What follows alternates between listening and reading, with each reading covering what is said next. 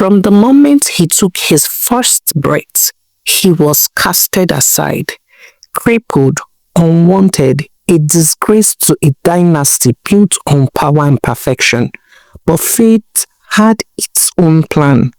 20 years later, he returned, not just walking, but stronger, wiser, and destined to reclaim what was rightfully his. He rose to inherit his mother's empire, but in all his glory, he never forgot her, the quiet, kind-hearted girl who fed him and cared for him and believed in him when no one else did. In the beautiful and dazzling city of Ibadan, there lived a very rich, outstanding family, Mr. and Mrs. Ishola. Ishola wasn't just a name. It was the name that carried power. It was a name that could pave way for anyone. Ishola had made a lot of people who they were. He had groomed people. He was that philanthropist that was known far, near, and everywhere. Ishola wasn't just a man. He was the man that represented the people. He was that man that everyone wanted as an ally. He was rich. He had the perfect home. He had the perfect wife. He had it all. But something people never knew was behind closed door. Ishola sought perfection more than anything else. 2 years ago, Ishola's wife, Adeswa, had given birth to a set of twins. And after she brought forth her kids in their home, as Ishola wanted everything hidden. He wanted to showcase that his life was perfect in the outside world. So he wanted everything about him done in his home. His beautiful wife, Adeswa, had given birth to a set of twins, a boy and a girl. And after the boy came forth, everyone noticed that his legs weren't moving. They were stiff and had no blood flow. The doctor immediately confirmed him crippled. Ishola took no time in sending and casting the new baby away. Adeswa cried. Adeswa pleaded with him to keep the baby, that the baby was innocent. But Ishola told her, "How long do you think you can do this? How long do you think you can take care of him? When it's time to crawl, he won't be able to crawl. And when it's time for him to take his first step, he won't be able to take his first step. What do you think you can do about it? And even when it's time to get married, who do you think is going to get married to a cripple?" Adeswa, open your eyes. We live in a world of perfection. We live in a world whereby people want people in a certain way. I'm not casting him because I hate him. I'm just doing him a favor. Rather than bringing him up and much later he hates us for it, it's better to cast him away now, whereby he's not going to know anything about his source. Adeswa pleaded with her husband that night after giving birth not to do it. She couldn't let go of her son. She loved the twins. Even if he was crippled, he was a human being. Ishola had his mind made up. Nothing could convince him. Nothing could make him change his mind. Adeswa did everything possible that night to convince her husband, but he refused. So she quickly sent for her chief maid, Adife, Mama Adife.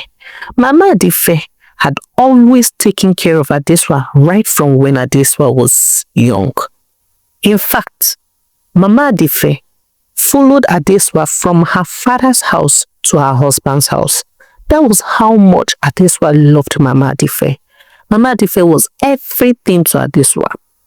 That night, she pretended like she needed water when her husband was causing the commotion, and quickly told Mama Adife to please take care of her son. That if her husband sent him out, she should please go take him and take care of her son. That she was ready to do anything. Mama Dife said, okay, no problem.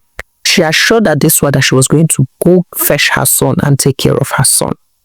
Adeswa wrapped huge amount of money in a wrapper and gave it to Mama Dife. But something Adeswa forgot to do was to name the baby boy. So the moment Mama Dife left her room, Mama Dife set off to go look for the baby boy. And lo and behold, Mr. Ishola had instructed the gate man to drop him close to the dustbin. As to him, he was a waste. He wasn't regarded as anything. How could he come to this world cripple? Not at all. He had already assured his wife that she was going to get pregnant again. Giving birth to a son isn't hard. So the moment Mama Dife saw the baby, she carried the baby, wrapped the baby in the wrapper that contained the money Adeswa had given to her, and she left. And that was the last day that anyone from Ishola's dynasty saw Mama Dife. The next day, Adeswa woke up, and when she went to Mama Dife's room, she saw a letter from Mama Dife. Mama Dife told her that she wasn't going to return back to the dynasty, that she was going to focus on taking care of the baby because she was aged and she couldn't juggle the two work. She couldn't take care of the baby and also come to work. Adeswa totally understood her. But one thing Adeswa never knew about Mama Dife was where she was living, where she was taking the baby to. In fact, how to even contact her. There was no contact left. Mama Dife promised to bring back the baby when it was time. Adeswa folded this letter and kept at the bottom of her box. She held to these words Mama Dife had told her. She believed that someday, sometime, Mama Dife was going to bring back her son. It's past 2 years since Adeswa gave birth to a set of twins. Her first child, who thought she was born to this world alone, Bisi, was given everything in this world. But most times, her mom often told her, Bisi, you have a brother. And Bisi will ask her mom, Mom, where is he? You always said this right from when I was 1. I have a brother, but I've never seen him before. Adeswa knew that she couldn't stand on assurance, as she hadn't contacted Mama Dife for a long time. But she believed that her son was alive. And it didn't take long. Adeswa took in again, as Ishola had promised her that she was going to get pregnant and give birth to a son. But when it was time to give birth, she did not give birth to a son. Rather, she gave birth to another girl, and she was named Bukola.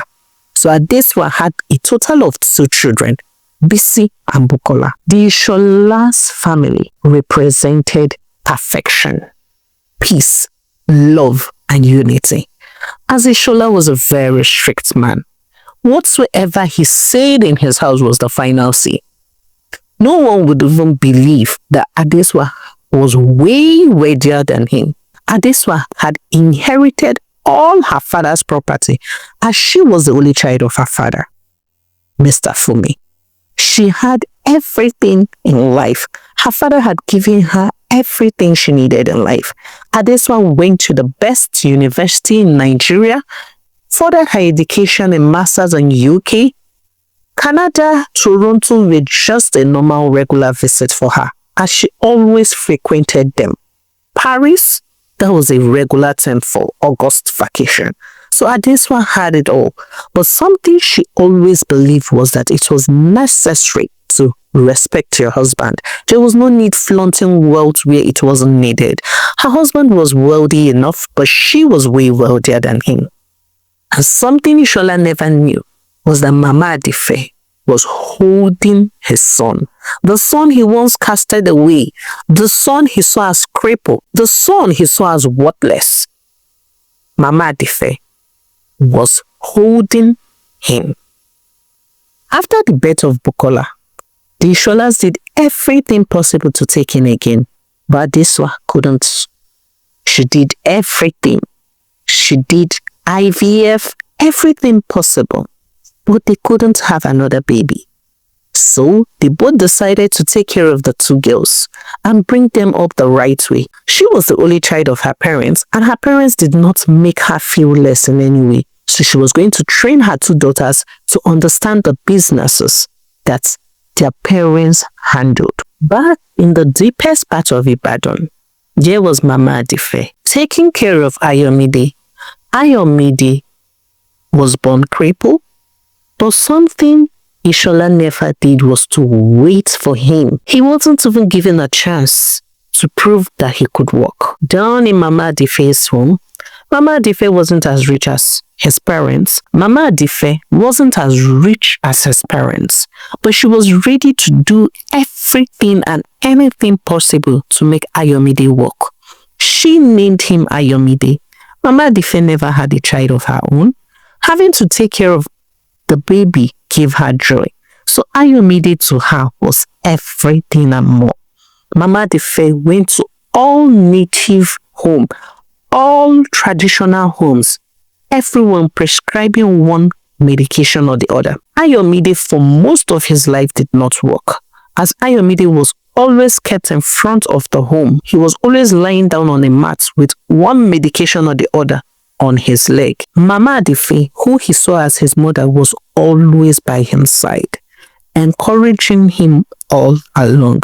She believed that he was going to walk one day, so she never gave up on him. In the same beautiful village down in Ibadan, there was a very beautiful girl, Yetunde. Yetunde was Mama Adife's neighbor. She loved Mama Adife. She cherished the way Mama Adife took care of her child. She often called Ayomide Okomi. Mama Adife will laugh and say, "How come you're the one calling him my husband? Has he promised to get married to you?" Yetunde will laugh and say, "No, but I really like him. He's a very quiet and peaceful child." Mama Adife will laugh about it. So whenever Yetunde was around, she noticed that Ayomide was a bit cheerful.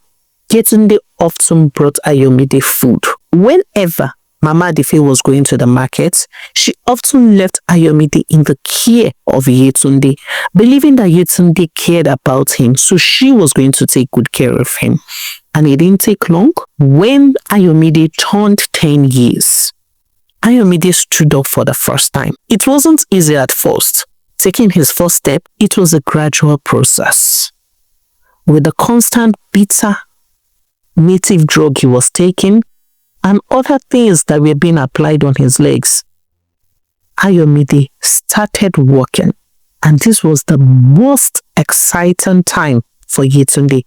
She had the time to brag about her friend, who is handsome and perfect. He was very intelligent, because even while he was always lying down on the mat, Mama Adife made sure to teach him.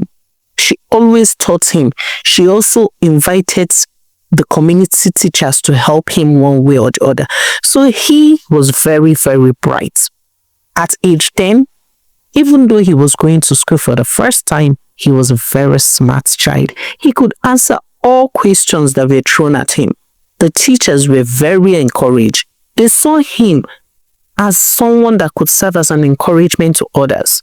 He was coming to school for the first time but could answer most of the questions that were thrown at him. So the bond between Yetunde and Ayomide grew stronger. They practically did everything together. The moment Yetunde was ready to go to school, she was going to wait for Ayomide. They were the same age, just that Ayomide seniored her in months, but they were the same age. Mama Adife took care of Ayomide from secondary school down to his university. When it was time to go to university, Ayomide wanted to stay around, being that there was no one to take care of his mother. But Mama Adife encouraged him to go to any university of choice, that she wasn't going to limit him in any way. But Ayomide had already made up his mind that he was going to stay close to home. So he chose a university around. Because Ayomide chose a university around, Yetunde also did the same. She always wanted to be around Ayomide. They were practically besties. Nothing could separate them. Wherever you see Ayomide, you get to see Yetunde.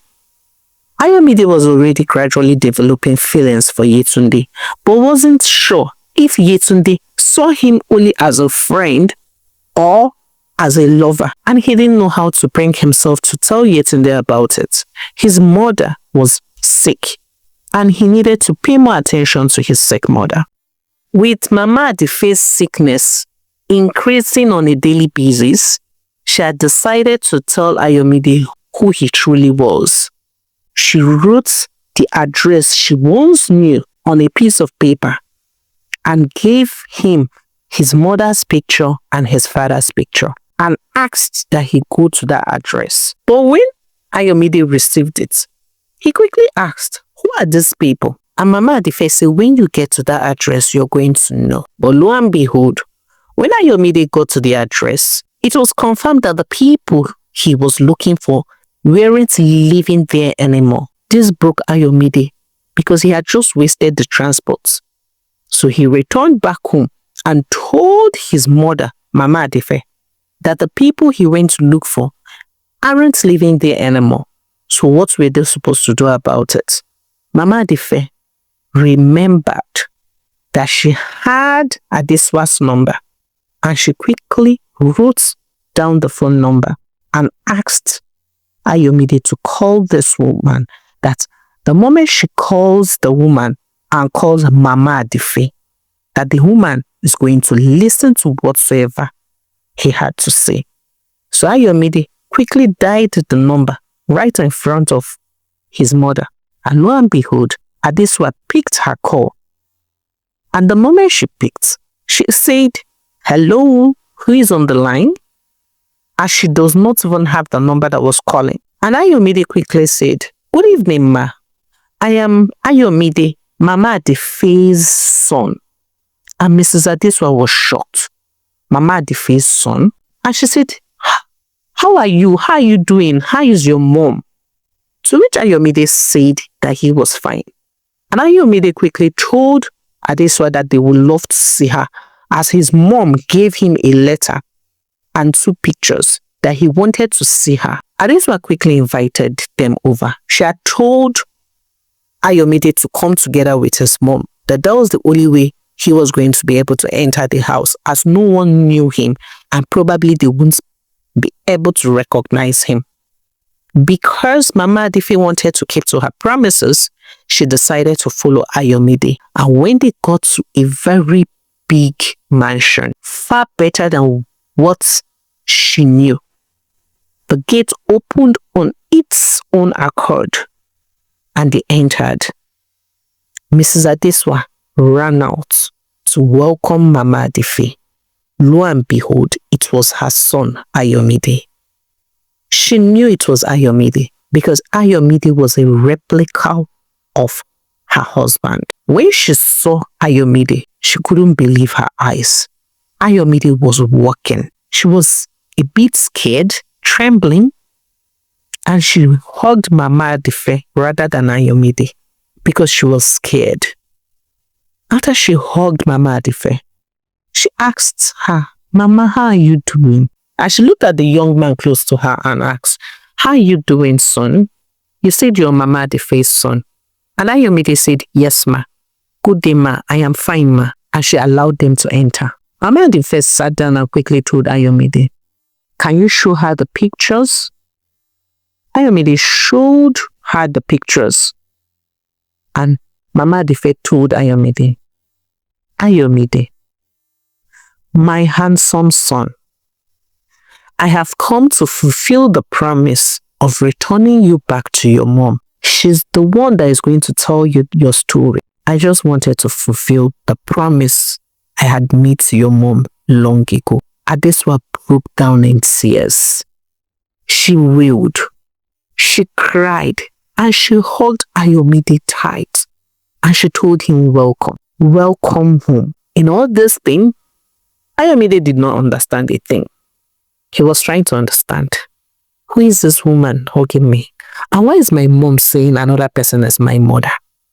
He just kept his peace, trying to observe the environment and understand what was going on. Because no one was saying what he wanted to hear. Mama Adife then told Adeswa that she would love to return home. But Adeswa refused and told her, you can't return. From the look of things, I know you're not feeling fine. I will have my driver send you to the hospital. You have to get proper checkup. To which Mama Adife said, you don't have to worry about me. I am an old woman. And you're supposed to know that there is always a sickness for the old. Adesua refused and said, no, Mama. You have always been there for me, right from when I was little. So I can't just let you go. I know we did not keep any contact, but you kept your words.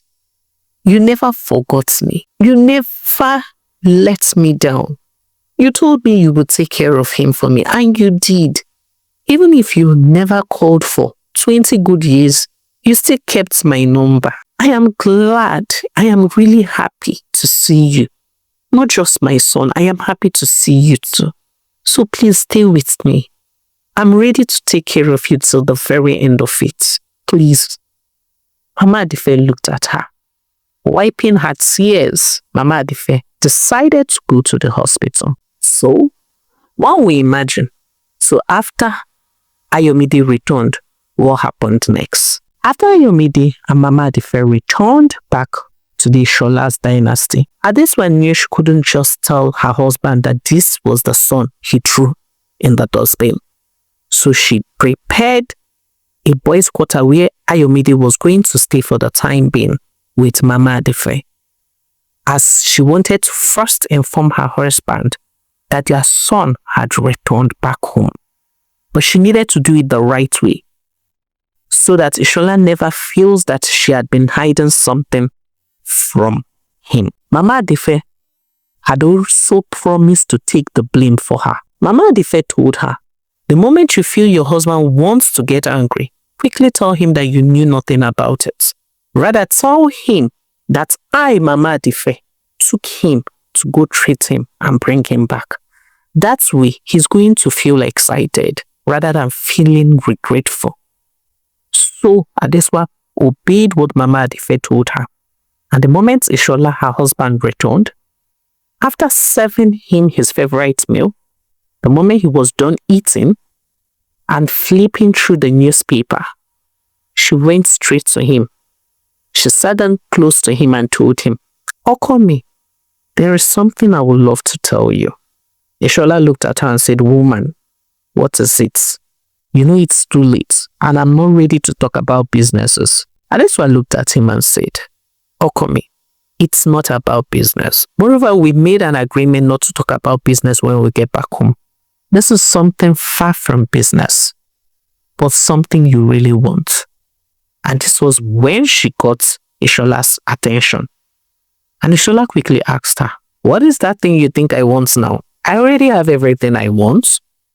Adesua smiled and said, guess what? And Ishola said, what is it? Just tell me. You know I don't like guessing anything. And Adesua said, your son has returned. Ishola looked at his wife and said, which son? Adesua said, your son, Ayomide, has returned. Ishola looked at his wife and said, you must be joking, right? Don't tell me you kept that cripple all along. Don't tell me that I've been living under the same roof with you and I did not know that you kept that cripple. Adesua looked at her husband and said, no, I did not keep the cripple. But your son has returned back home. Ishola stood up angry and said, woman, I don't know the game you're trying to play here, but I'm not ready to get involved in this mess up. We've tried to present ourselves as the perfect family outside, so why do you want to drag our name to the mud all of a sudden? I thought you've gotten over him. What's the meaning of this? Adesua wasn't even interested in her husband throwing a tantrum. Ayomide wasn't in the main building, so he wasn't going to know the hatred his father had for him. She was going to always give him the picture that everyone loved him. She quickly looked at her husband and said, don't worry. He's going to be joining us for breakfast tomorrow. So if you feel that he's a cripple, so be it. But I just want you to know that your son has returned. She refused to stick to the lines that Mama Adife had told her. This time around, she was ready for the fight. Her son had returned to her. Son that she gave birth to, and she couldn't even have the opportunity to nurse her baby. This time around, she was ready to bond with her son and nothing else. Ishola looked at her and told her, You must be joking. You must be joking. I really hope that what you're saying is not true. And he went to bed. And lo and behold, the next morning, Adeswa personally went to the boys' quarters and invited Ayomide for breakfast. As much as Ayomide wanted to have breakfast with his mother, Mama Adefe looked at him and said, Ayomide, it's time for you to bond with your family. Go have breakfast with them. Don't worry. When you're done, you can come here and have breakfast with me. So, Ayomide followed his mother, Adeswa, to go have breakfast. And when he got to the dining, he felt in his mind that they were wasting food, as they had everything on the dining, ranging from bread, toast, scrambled eggs, sausage, baked peas, salad, chicken. He felt it wasn't necessary. That wasn't the way to do something. His mother, Mama Adefe, had taught him that wastage wasn't good. If they have all those things on this table, were they going to finish it at once? But he couldn't say anything. He just sat down there quiet, looking at them. He couldn't send down one spoon of food down his throat. As the piercing eyes of Ishola, Bisi, and Bukola were on him. And the moment the breakfast was over, everyone stood up to welcome him. Though Adeswa noticed that he did not eat anything, but she was okay with the fact that he was able to sit down on the dining till the end of the breakfast. Bisi welcomed him, and she looked at him and said, Mom said I always had a brother, but I never believed. It's nice to see you. But Kola looked at him and said, I grew up never knowing you. I'm open to knowing you. Welcome. Nishola looked at his son. He knew deep down that the son his wife gave birth to had a birthmark on his chest. And he wasn't even the type of person to play hanky-panky. He quickly told Ayomide to remove his shirt. He just wanted to be sure if the child he casted away was the same person standing. And lo and behold, the moment Ayomide opened his shirt, there was a birthmark right in front of the chest. Ishola reached the floor immediately. He had a panic attack immediately. Everyone quickly ran to him, trying to know what had happened. He couldn't believe that the son he threw to the dustbin was the same one standing in front of him. And that was when it dawned on Ishola that he wasn't patient enough. He didn't even give this child a chance to prove that he could walk.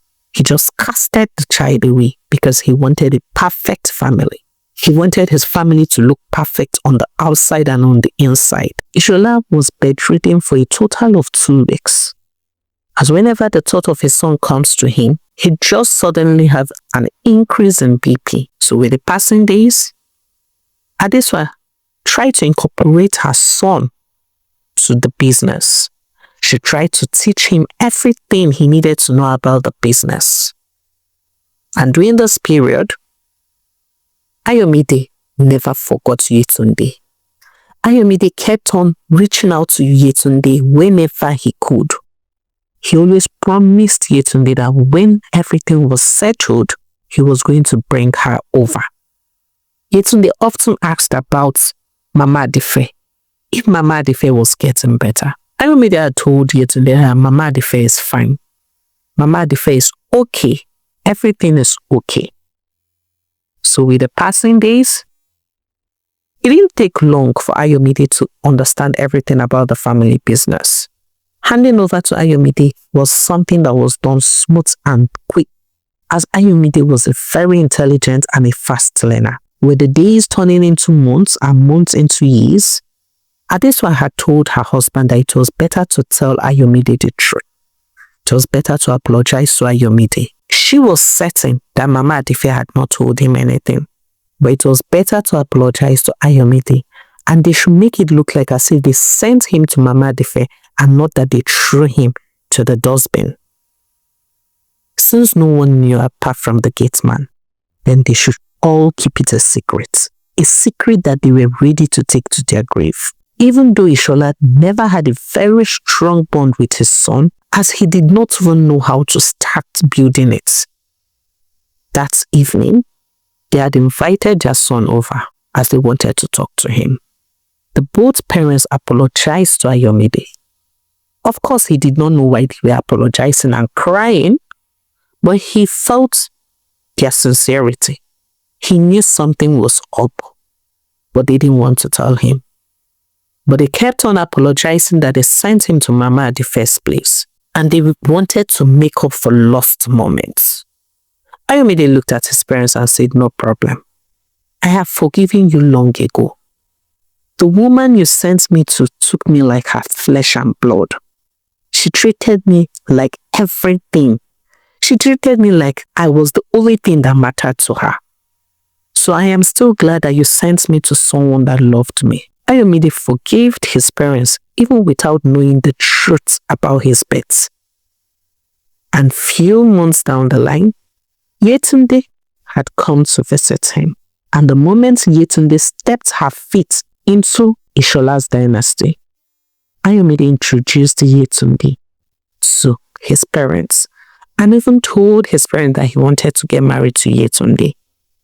He also shared with his parents how Yetunde was always there for him, how Yetunde cared about him.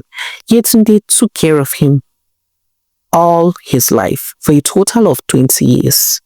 His mom was really grateful. She was glad that he was not alone in Mama at the first place. She was glad that he found someone that loved him. She was at peace with herself. And because the Isholas were wealthy, Ayomide's inheritance had no issue with his both sisters, as the parents shared it equally for everyone. They had given Ayomide most of it, but his two sisters were at peace with it because they were also given what they really wanted. Adeswa and Ishola did everything possible to make up for lost moments in Ayomide's life, whereas Ayomide wasn't even bothered about it. He still saw them as his parents, but to him, Mama Adife was everything and more. No one could take the place of Mama Adife in his life. Even if his parents were to call for him, and Mama Adife was to call for him, he was obviously going to go for Mama Adife before them. They had to understand that part of him, but they were glad that he still recognized them as his parents. Yetunde and Ayomide got married in a beautiful and luxurious way. Yetunde was glad, as much as she never knew that Ayomide was very wealthy, but she was really happy for him. He was living his dream life. He had always dreamt of being a very big engineer, and that was what he was doing. And for her, she had always dreamt of being an accountant. She was working in one of the biggest banks in Nigeria. The family was living in peace. Everyone loved and respected each other. Ayomide wasn't anything like his father. He never believed in living a perfect life outside. He was just a very simple man, loving and living life the way he wanted it to be. He knew that he owed no one any explanation when it comes to his life. There was no need faking a perfect life outside to please anyone. The family grew in peace, love, and unity. Thank you very much for listening to the story of the day. We still remain your favorite storyteller, Sika. Please, I would like you to share what you've learned from the story. And please, before I leave you, I would like to plead with you to join our channel membership. Please do not forget us. Always stick by us. Thank you for all your love, your support on our previous videos. We do not take your love for granted. We see what you're doing. Thank you. Please share our stories to your loved ones. This story will serve as an encouragement one way or the other to someone. So we'll see you again in our next story. Bye for now.